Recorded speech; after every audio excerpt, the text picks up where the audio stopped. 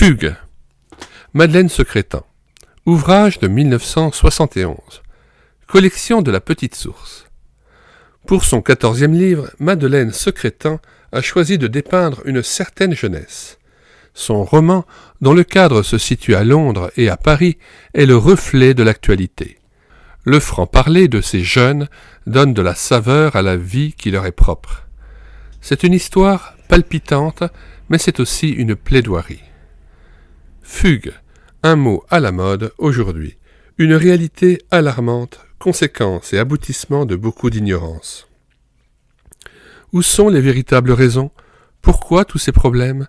De symptômes sous-jacents surgit toujours à un mal qu'il faut diagnostiquer, qu'il faut guérir. Mais quel est le remède? Y en a-t-il un?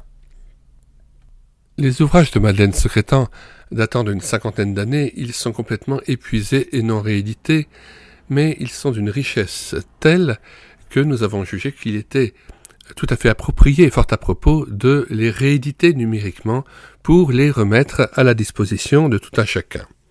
Parmi les autres ouvrages que nous avons numérisés et que nous mettons à votre disposition gratuitement sur médiathèquechrétienne.fr, site consacré aux ouvrages épuisés et non réédités de la littérature chrétienne, il y a Aventure au village, Billy, la merveilleuse aventure d'un enfant perdu. Il y a Hugo et Billy, qui est la suite de Billy.